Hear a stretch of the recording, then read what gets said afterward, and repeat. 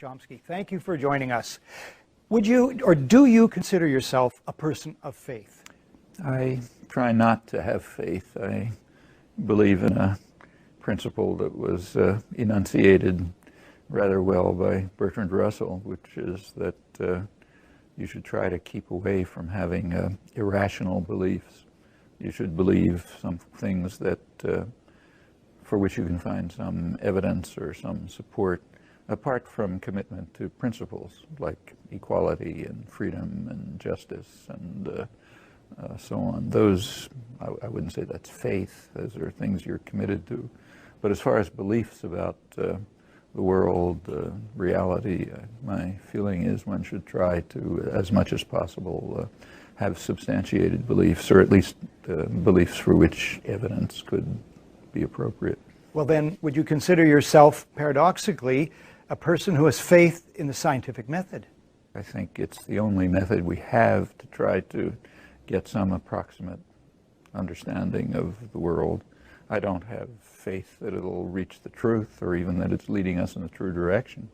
In fact, as someone committed to the scientific method, I'm also committed to its consequences, and among them are that you and I and the rest of the species are organic creatures who have our specific capacities and limitations, and we simply don't know and have no reason to believe that these capacities are such that we can gain the truth about the world. We do our best, but that's the most we can do. But there people would say that you cannot have moral principles unless you adhere to a faith. If I attribute those principles to a divine creature who I define as ordering me to have those principles, the principles don't become any more better established. So that's a useless step.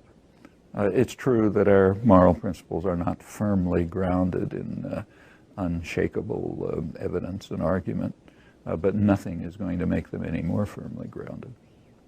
As for having a meaningful life, that seems to me irrelevant. No people who have meaningful lives with faith and without faith.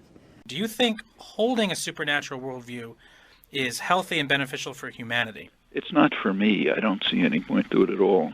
On the other hand, I know that it means religious beliefs and other forms of supernaturalism happen to mean a lot to a lot of people.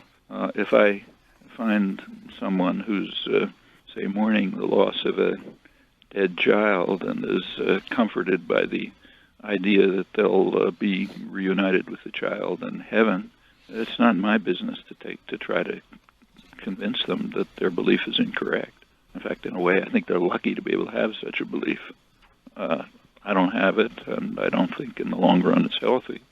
But we can't legislate to other people what they should believe in order to, say, comfort themselves. What in general do you feel then about religion's role in human society, both historically and here in the 21st century? Overall, I think it's, in terms of its effect on policy, ranging from social policy to war, I think it's been mostly negative.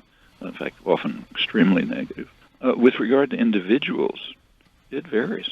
For a lot of people, it just means a lot, and always has.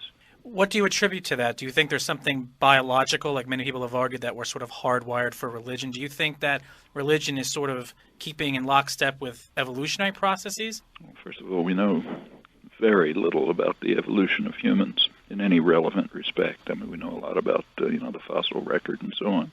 But when you get to human cognitive capacities or and so higher, what we call sometimes higher mental faculties, the evolutionary record is just extremely thin. We're a very recent product of evolution. Modern humans, from a cognitive perspective, cognitive behavioral perspective, only emerged within roughly the last 100,000 years, which is like a flick of an eye in evolutionary time. And we're all more or less identical. There's very little genetic variation relevant genetic variation among humans, because there's been, we probably come from a small breeding group somewhere in East Africa, probably no later than, say, 50,000 years ago. There's no time for anything to have happened. we can, in a sense, it's like almost, in my view, virtually a tautology to say that a commitment to religious belief is the result of evolution, because we're the result of evolution. Just like my chin is, my toenails are. So are my higher mental faculties. But that just doesn't tell you very much. I mean, we all know, without doing pop science, that people do want to find ways to give an intelligible picture of the universe around them, to find comfort, to find association with others. And they do it in all kinds of ways. Some of them we call religion. A lot of some of it we call magic. In the modern period of the rise of organized modern science, of course, goes way back, but really as a major phenomenon in human life.